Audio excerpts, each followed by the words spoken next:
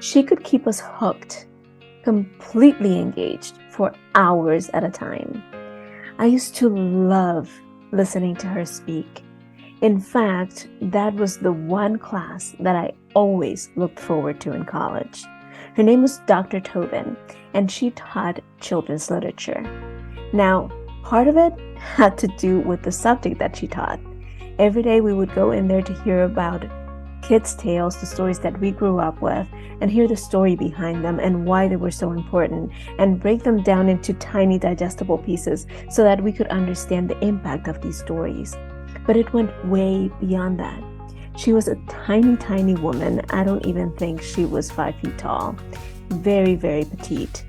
And she did not look imposing or in any way impressive. But there was something about her presence. There was something about the way in which she taught, in which she spoke, that completely captivated us anytime we listened. From her, I learned some of the most important lessons I've ever learned on engagement and on keeping your audience's attention.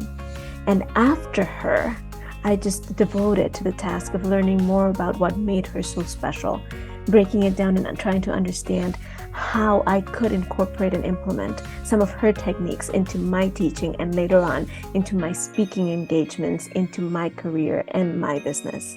And today, on Sincerely Speaking, I want to share with you some of the key lessons I learned from Dr. Tobin and that I've learned since on how to keep your audience engaged.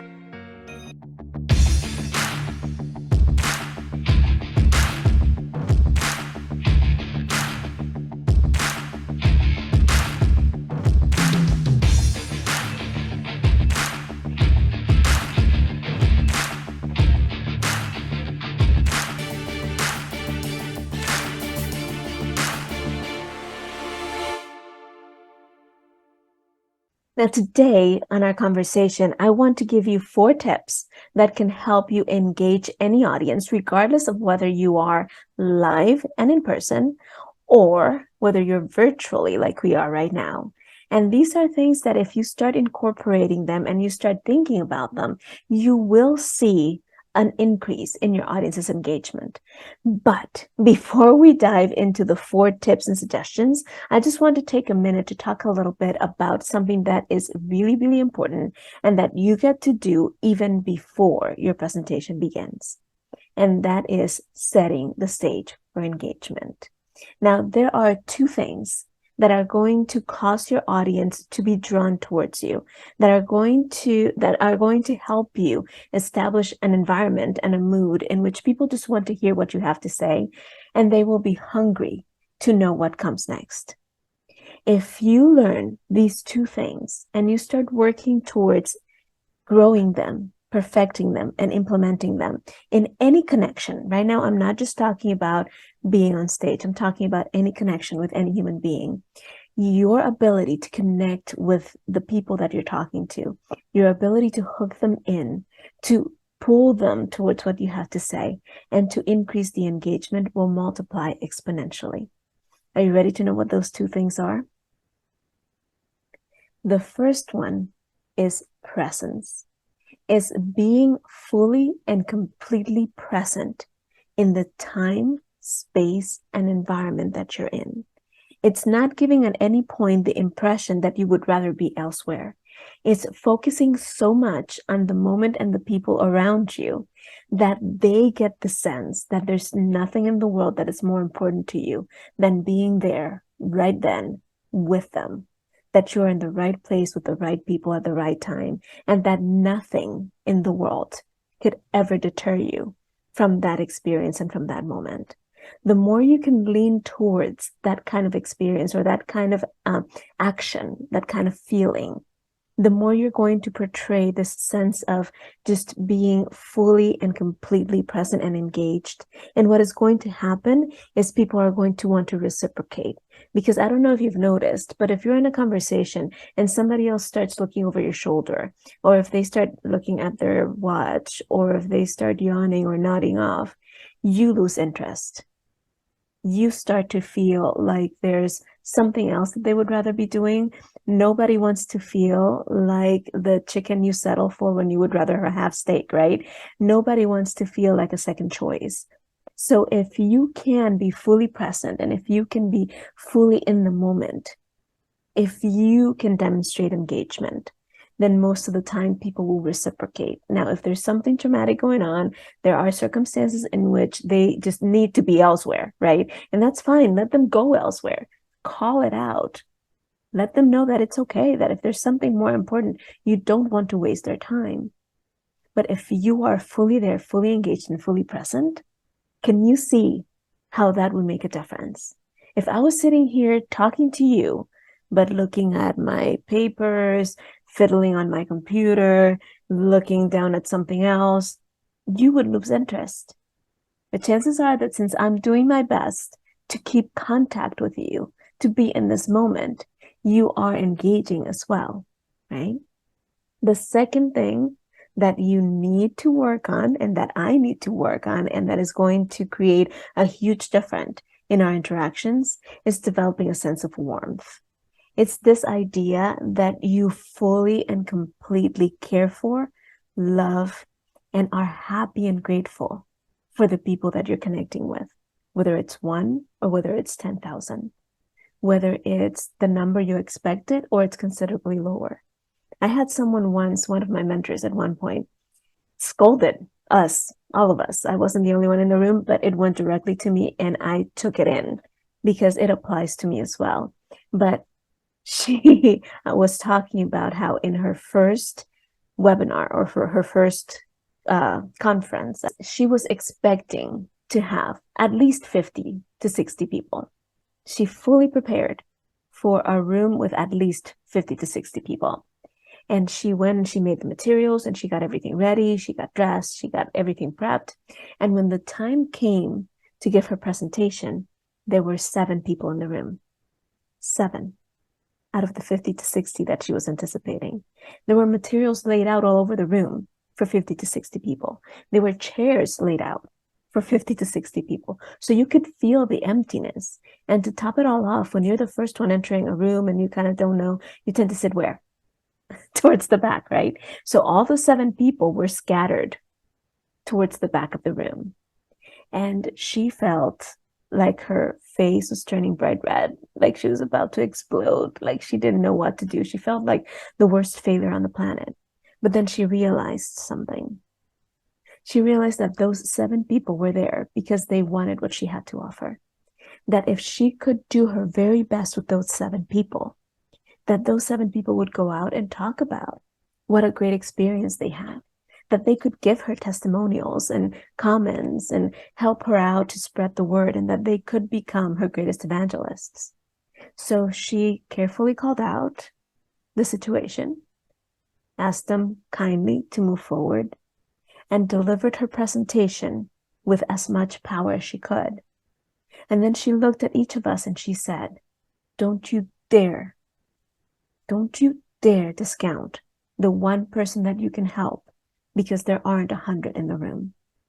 Don't you dare not give value to the one because of the 99 that weren't there, that didn't bet on themselves, that didn't take time for themselves, that didn't think it was important enough to work on this thing for themselves. So don't you dare discount it.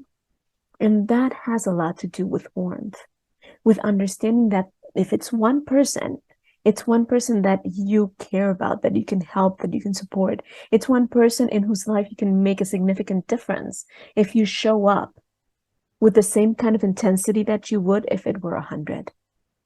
It's knowing that one person at a time, you can make a humongous impact on a number of people. And that one person deserves as much attention, as much care, and as much love as everybody else. And also putting yourself in their place. They might feel a little awkward too to be the only person in the room. So just understand that and work around that and give them the power of connection, the power of warmth. And these things have a lot to do with charisma, which is something that I've been talking a lot about and that I will dive more into in coming conversations. But just know that if you can do those 2 things, you're well on your way to creating a connection that invites engagement, regardless of whatever else you might do. And just a little bonus thing before we go into our 4 tips. If you learn to be comfortable with silences and pauses, with pausing at the end of your important points and during key moments in your presentation, if you can be okay with getting on stage, whether it's virtual or in person, and giving yourself a 3-second pause, just smiling and taking your audience in, you are going to give a sense of extreme confidence and of being so comfortable with yourself, with the environment, and with the presentation you're about to give, that people will be waiting to see what comes at the other end of the pause. So leverage those pauses. Good? Are we ready? Cool. So let's dive right into the four tips that I am going to give you that are going to help increase your engagement with your audience, that are going to help you grab that audience and keep their attention for the duration of your presentation. And I am going to just give you the overview of the 4 tips, and then we'll go into detail in each one. The first one is awareness. The second one is stories. The third one is inquiry. And the last one is roadmap. So again, awareness, stories, inquiry, and roadmap. Those are the 4. So the first one is awareness. And if you've been in my world for any amount of time, you know that it doesn't matter what we're talking about. We could be talking about building your confidence. We could be talking about public speaking. We could be talking about one-on-one communication. We could be talking about dealing with a crisis moment, whatever it is that we're talking about. My first tip always has to do with some level of awareness, right? If we are not aware, if we're not conscious of what's going on inside us and around us, it's really difficult, and I would dare say almost impossible, to do anything positive with the environment and the situation. So it's really, really important as we dive into this idea of engaging with your audience to understand that this too starts with awareness. And in this case, awareness is something that you can actually work on ahead of time. That's not always the case, right? Some levels of awareness require just in the moment being open and being observant and diligent in looking around at your environment and feeling what's going on around you.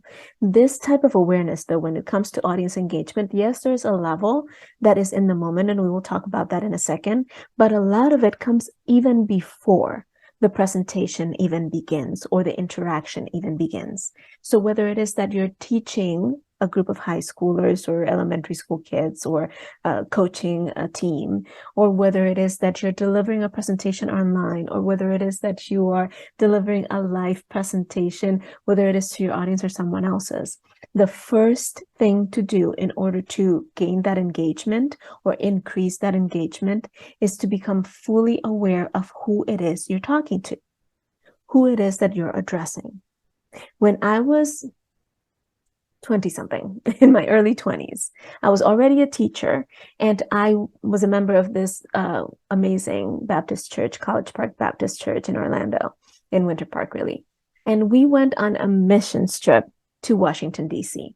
Now, before we got there, we did not have a lot of information about the kids that we were going to be working with. We were going to be running a Vacation Bible School, a VBS. So we didn't have any clear information on what kinds of kids we would be working with. We didn't have any clear details on the church demographics. All we knew was that it was an inner city church, like in downtown DC, and that we were probably going to be working with some lower economic income or lower class economically, right?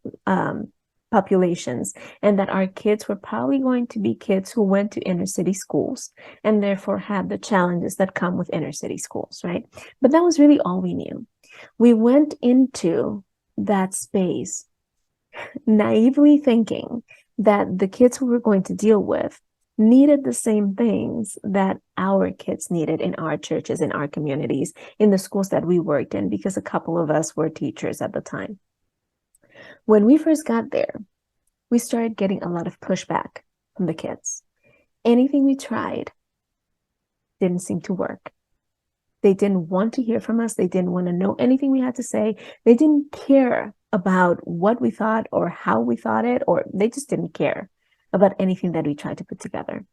And then one day I realized something. I realized that these kids thrived on intimidation. And I know that that sounds weird, but they thrived on seeing who could be the most intimidating in the group. And that was the one that they respected as the leader. So I figured, being 5 feet tall, a female, and not from their environment, that I needed to show them that I was worthy of their respect and that I could be intimidating, right? So I looked around, became really observant, and I made it a point within a day to be more intimidating, stronger, bigger, and badder than the one kid that all of them were afraid of, or that all of them looked up to. After that day, I got their attention. And then after that, I could work on showing them respect so that they understood that respect can be earned and given, right? That it should be earned and given in a sense that feels equal, right? And then I was able to reach them. And one day we had, like a couple of days later, we had a conversation, the girls in the group and they said these words that have never, ever left me. They've stuck with me since then. One of them looked at me and said, "Yeah, you're the only one we trust." And I said, "But why is that?" And she said, "You're the only one that's taken the time to get to know us. You're the only one that listens." And that has been the basis for a lot of the work that I've done with communication and with interaction. And it serves a very important purpose when talking about engaging with your audience. If you take the time to get to know them, if you take the time to listen before you're even in the same room with them, you will be leaps and bounds ahead of anybody else who has ever tried to speak to them, ever. Because very few people take the time to do this. So do your research. That's the bottom line.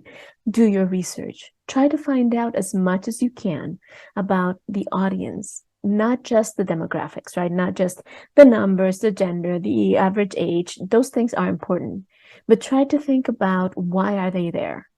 What was advertised to them? What was promised to them that might have been the reason why they decided to be there and join in?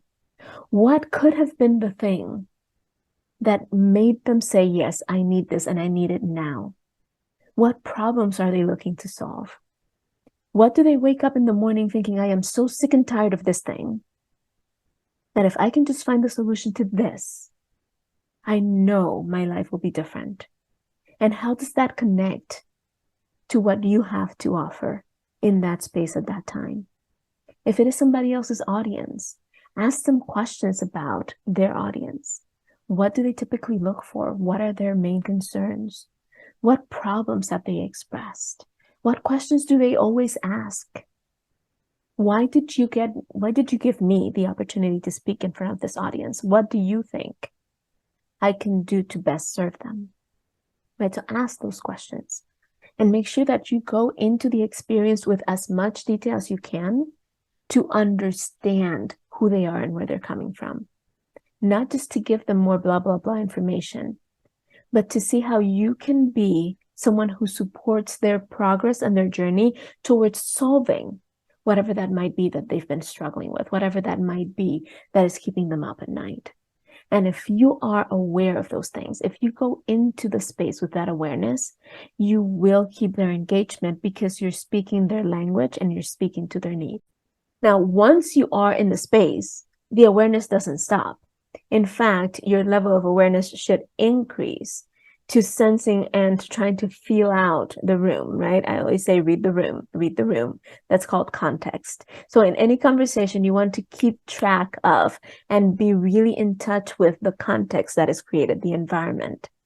Try to see if you can sense what your audience might be feeling based on their body language, based on their posture, based on whether they're paying attention and responding or not. And we're going to talk about that in a minute. Based on whether they're having side conversations or the kind of the way in which they're looking at you. If you look at your audience, and most of them are like this, arm crossed, looking at you like from above their glasses, if they were wearing glasses, right? Then they're questioning you. They're not believing something you're saying and they're closing off. How can you shift? What can you say differently?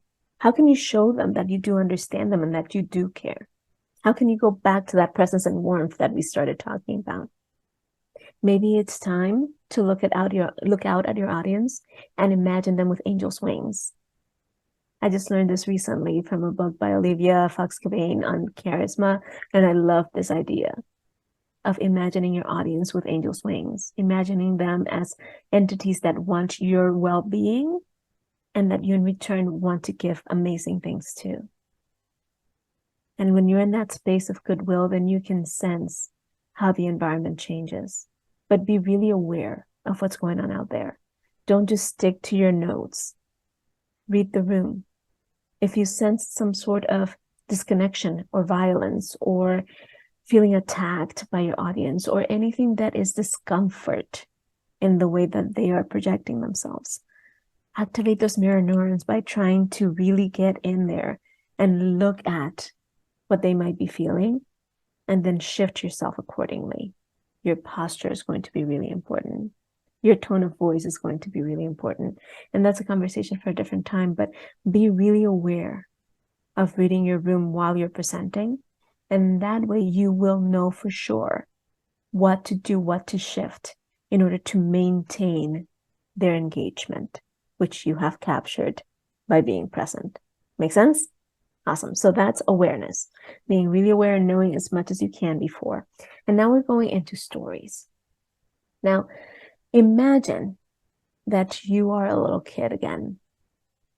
Imagine that you are sitting in a classroom filled with kids who all seem to understand things that you don't know.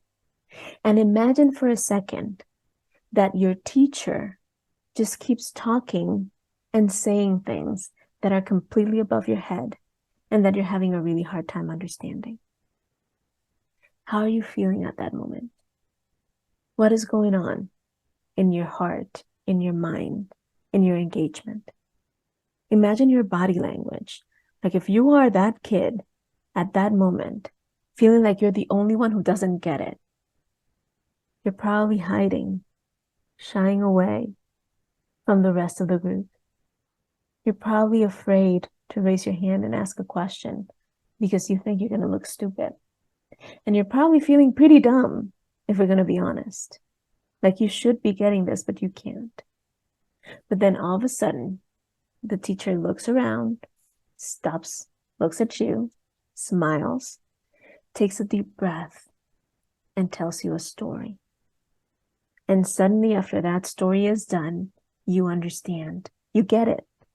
You know exactly what it was that she was talking about. And you no longer feel like you need to hide. You no longer feel like you're the dumbest kid in the room. And you no longer feel like all of this information is going above your head because you're too dumb.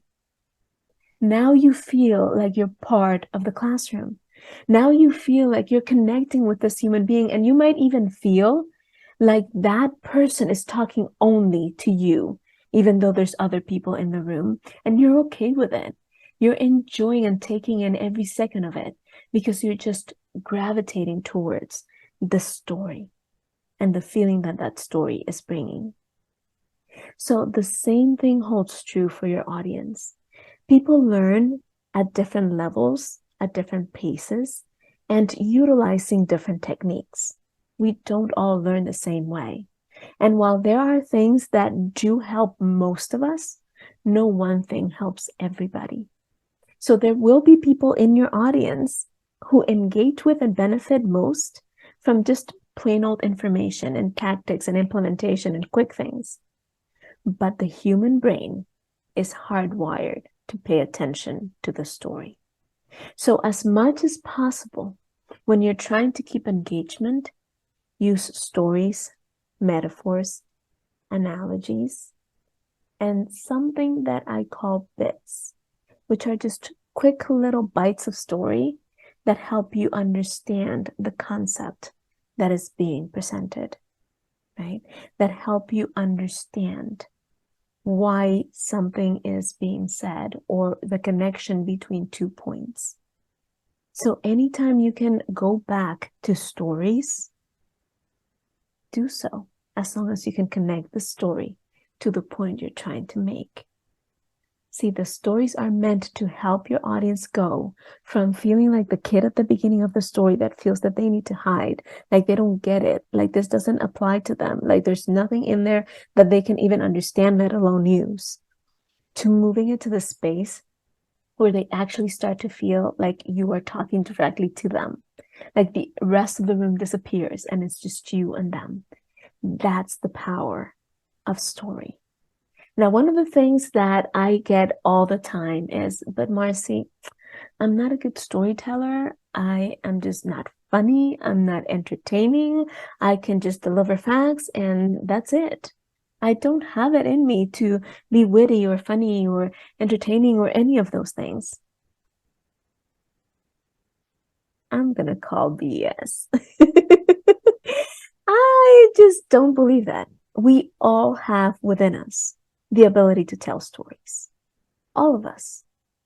The difference between a story and just giving information is the illustrations that you're creating, is the ability to draw people into feelings. If you have a hard time creating stories, find stories that are already made, but that align with what you're trying to say. If you can't do that, then just start with the word imagine and then paint 2 pictures, like I just did at the beginning. The picture of how your audience might feel before the solution that you're presenting, and then the image or the picture of how they will feel after they properly implement what you are suggesting or presenting.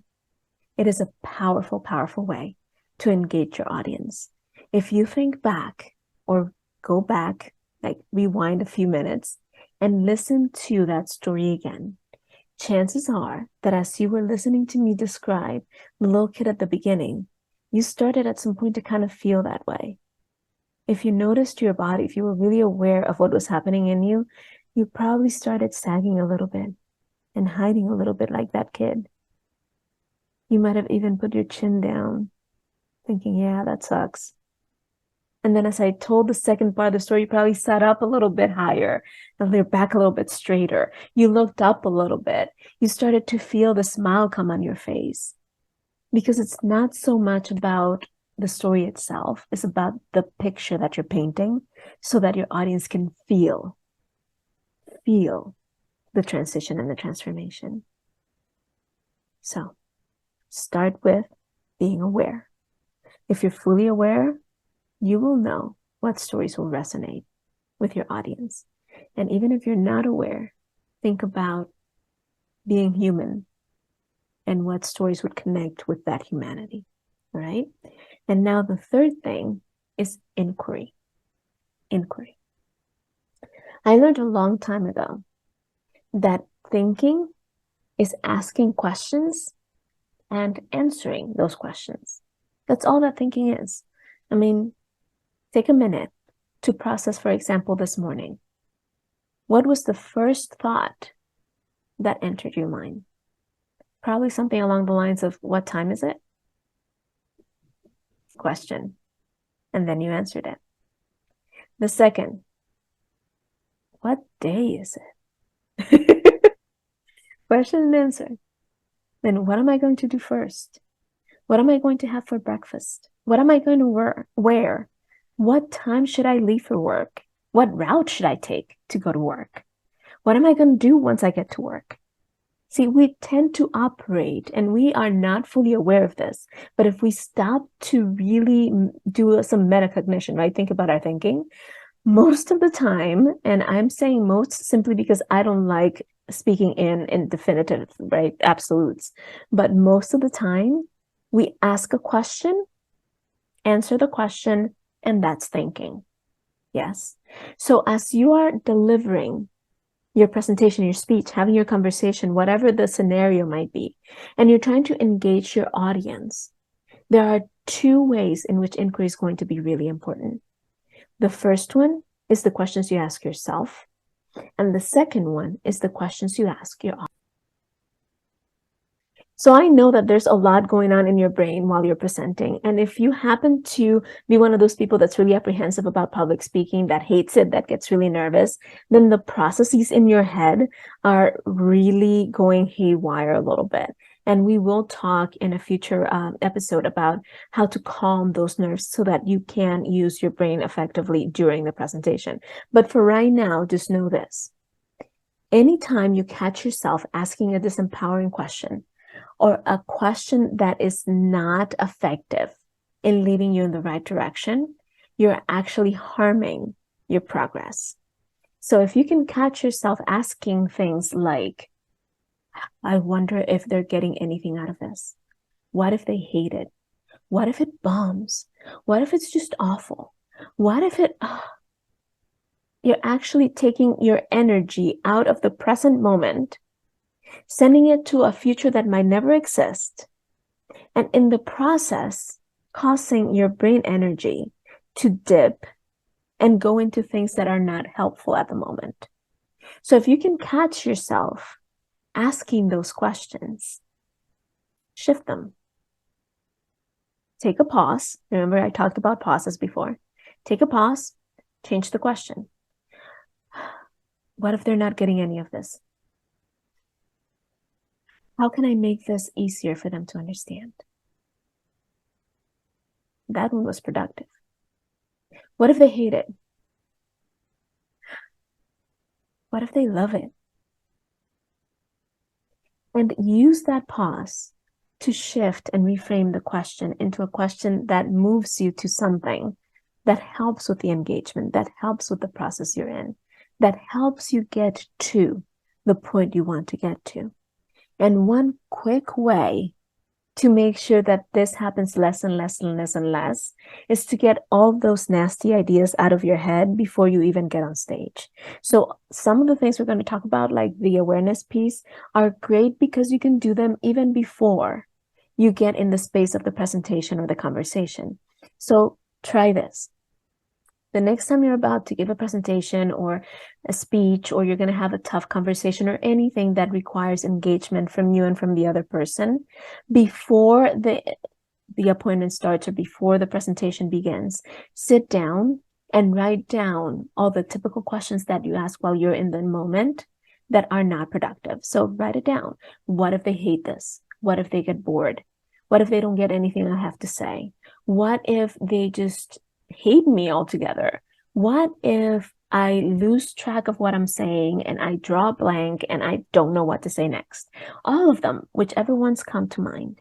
And then play a little game with them. Take them to the absolute worst case scenario. So if I forget everything that I was supposed to say, what is the worst thing that can happen? Well, the worst thing that can happen is that I'll run out of the stage in a hurry and people will think I'm insane. Well, then what's the worst that can happen if that happens?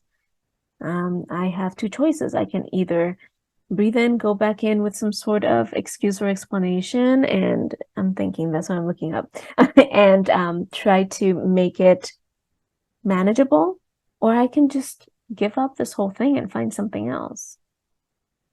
And take it to the absolute worst scenario that you can think of. So I don't know, they think I'm crazy. They call mental health and they drive me off to a mental health hospital. Okay, so what's the worst thing that can happen then? I get some help that I probably need. And then in a few months, I can start over and do whatever I want from that point on. So is it really that bad? Take it to the absolute worst scenario and notice that even in the worst, one of two things are going to happen. Either you are going to realize that that's not going to happen, or you're going to see options in which you're going to be okay anyway. And then it doesn't feel as bad. And then after you take it to the absolute worst case scenario, then in writing, rewrite the future. Rewrite what's going to happen. So what if it goes well? What if it goes amazing? What if it's the best conversation, speech, or presentation you've ever had in your life? Write down what that looks like. Incorporate in that writing as much feeling and emotion as you can. How are you going to feel? What is that going to look like? What is that going to feel like? What are people going to say? And write it and make it the absolute best. And once you have done that exercise of dumping everything negative out of your brain, the chances of it coming up again once you're on stage minimize. They diminish quite a bit. And even if they do, just bring back to memory the image that you rewrote of it being the best absolute thing that you've ever done. Sound good? Yes? Now, the other part of inquiry is, what is your audience going to be engaged in? And you're going to ask them questions. If you notice, I've asked you a couple of questions and they don't have to be direct. So what is the answer to? They can be as simple as, does anybody relate? Can you see what I'm saying? Is that making sense? Questions like that will bring the audience back, will bring the audience's attention back to you. The brain cannot handle unanswered questions. So if you ask any kind of questions, even virtually, and this is where a lot of people just get all confused, even virtually, if I ask you a question, if I ask something like, have you ever been in a space where a story was told that captivated you so much that you just couldn't stop listening? I can't hear you, but you're giving me the answer, even if you're not saying it out loud, and most of you are, right? So just make sure that you are asking your audience questions. And they can be really simple. And they don't have to be formatted as questions.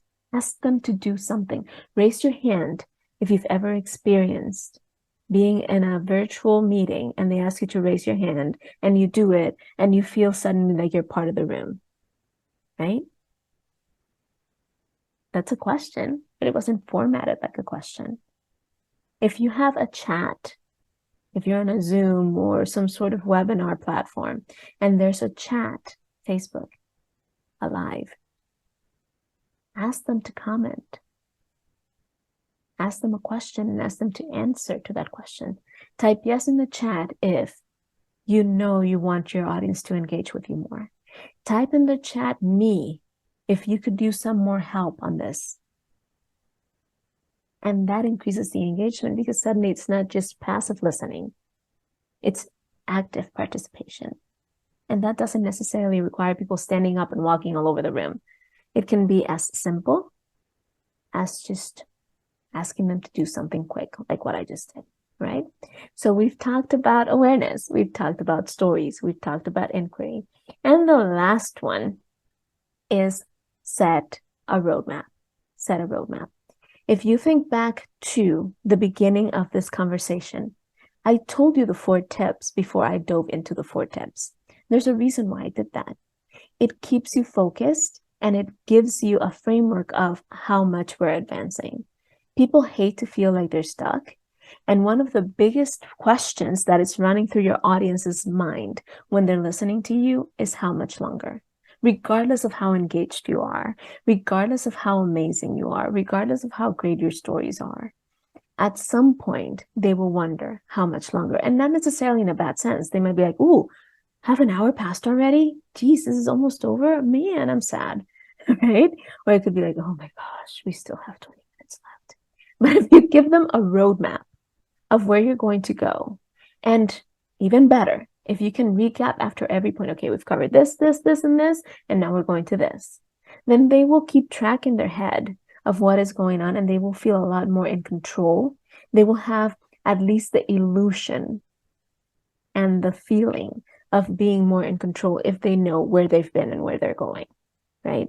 It's like, I don't know if you've ever had this experience or if anybody in your life is like this, but let me know if they are. My husband, when I drive, I will have the GPS on my car screen. He will still pull his phone out, open the GPS, set the location so that he knows exactly where we're at, and then he will start looking all around to see what's around where we're at. And he will follow on the GPS the entire time I'm driving. He does that to feel in control. He hates that he's not driving. So as long as he knows exactly where we're at, that we're not off track, and that we're getting closer, then he's okay. He has a sense of control. So the same thing happens with our audiences. They want to know that they have some sort of control.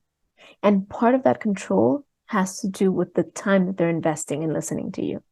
So if they know exactly where they are and where they're going, they will be a lot less likely to want to jump off.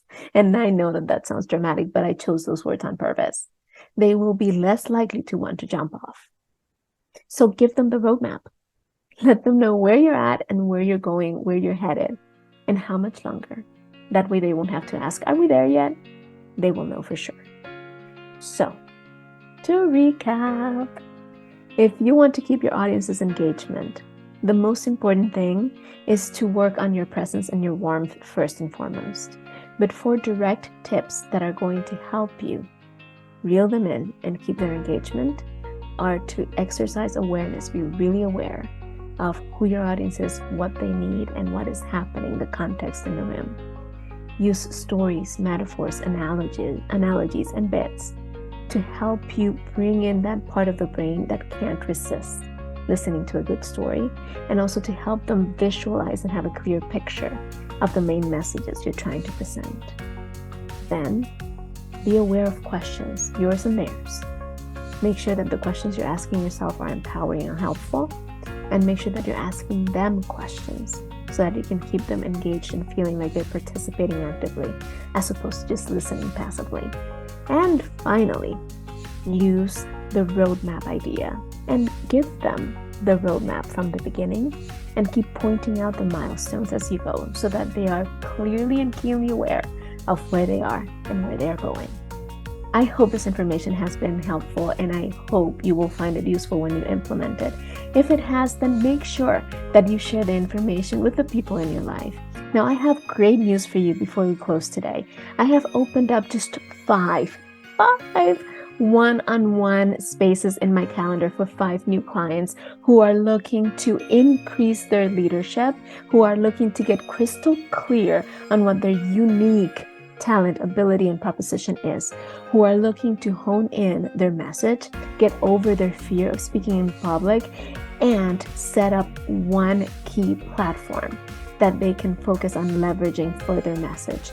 If that is you, if that is something that sounds like you might want to be part of it, then shoot me a message at marcy@marcyamaro.com. Again, marcy@marcyamaro.com.